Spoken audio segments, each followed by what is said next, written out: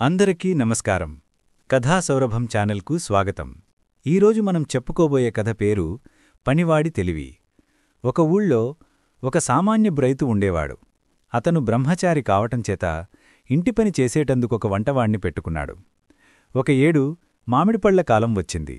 రైతు ఏలో పనిమీద పోతూ ఉండగా ఒక తెలిసిన ఆసామి కనిపించి, చాలా మేలురకం మామిడిపళ్ళు తెప్పించాను, రెండిస్తాను, పట్టుకు వెళ్ళి ఎంత బాగుంటాయో తినిచూడు అంటూ 2 పళ్ళు చేతిలో పెట్టాడు.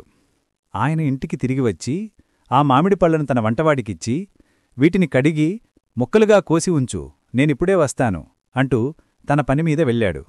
వంటవాడు ఆ మామిడిపళ్లను కడిగి చెక్కుతీసి ముక్కలు కోస్తూ ఎలా ఉంటుందో రుచి చూద్దామని ఒక ముక్క నోట వేసుకున్నాడు. రుచి వర్ణనాతీతంగా ఉంది. కోసిన మామిడికాయలో 2 ముక్కలు తక్కువైతే ఎవరు కనుక్కుంటారులే అనుకుని మరి 2 ముక్కలు నోట వేసుకున్నాడు. తింటున్న కొద్దీ మామిడి ముక్కల రుచి పెరుగుతున్నట్లు అనిపించింది. 2 కాయలు ముక్కలు కోసేలోపుగా ముక్కల్లో సగానికి పైగా వంటవాడి కడుపులోకి వెళ్ళిపోయాయి.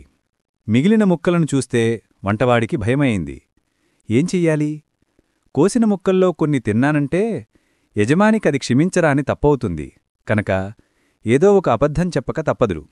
చిన్న అబద్ధం కన్నా పెద్ద అబద్ధం తేలిక. 2 మామిడిపళ్ళు పోయాయని చెప్పటం సులువు. ఆ మాటే చెబుదామనే ఉద్దేశంతో వంటవాడు మిగిలిన ముక్కలన్నీ తినేసి తొక్కలు టెంకలు ఎవరికీ కనిపించని చోట పారేసి పళ్ళెమూ అది కడిగి యజమాని కోసం ఎదురుచూస్తూ కూచున్నాడు.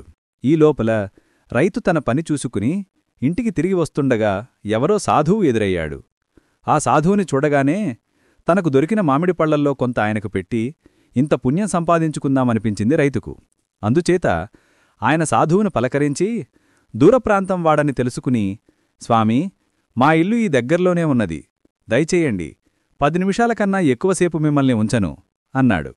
సాధువు సరేనని రైతు వెంటవచ్చాడు. రైతు ఆయనని ఇంటి ముందు వసారాలో కూచోమని లోపలికి వెళ్ళి వంటవాడితో, సాధువుని తీసుకువచ్చాను, మామిడిపళ్ళు కోసి సిద్ధంగా ఉంచావా? ఆయనకు కాసిన్ని ముక్కలు పెడదాం అన్నాడు. ఏం పెట్టికొయ్యను? ఈ కత్తి వట్టి మొద్దు కత్తి అంటూ వంటవాడు ఒక బండకత్తిని యజమానికి చూపించాడు. అలాగా, దీనికి పదును పెట్టి ఇప్పుడే తెస్తానుండు. ఇంటికి వచ్చిన సాధువుని వట్టిచేతులతో ఎలా పంపేయటం అంటూ రైతు దొడ్లోకి వెళ్ళి అక్కడ ఒక రాయిపై ఆ మొండికత్తిని సానపట్టడం ప్రారంభించాడు. ఈ లోపల వంటవాడు వసారాలోకి వచ్చి సాధువుతో రహస్యంగా, ఈయనకు మీరెలా దొరికారు స్వామీ, ఈయన సంగతి తెలీదా అని అడిగాడు. నాకెలా తెలుస్తుంది, నేనీ ఊరికే కొత్తవాణ్ణి, మీ యజమానిని ఇంతకు పూర్వం చూడనన్నా లేదు అన్నాడు సాధువు. చూడండి, ఈయన క్షుద్రపూజలు చేస్తాడు.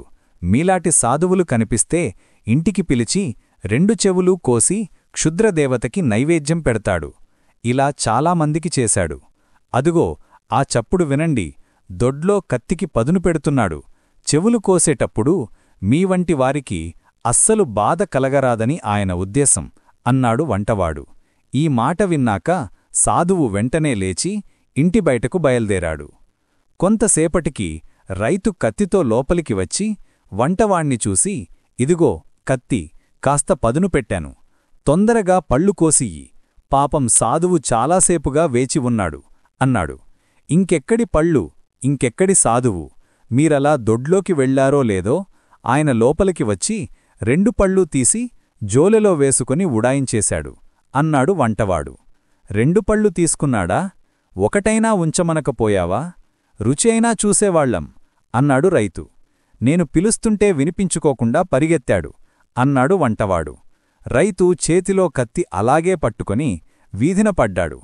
కొంత దూరం పరిగెత్తాక సాధువు అంత దూరాన కనపడ్డాడు. స్వామీ, ఒక్క క్షణం ఆగండి అంటూ రైతు కత్తిపట్టుకున్న చెయ్యి ఎత్తి ఊపాడు. సాధువు వెనక్కు తిరిగి చూసేసరికి గుండె జారిపోయింది. ఆయన వేగంగా పరిగెత్తసాగాడు.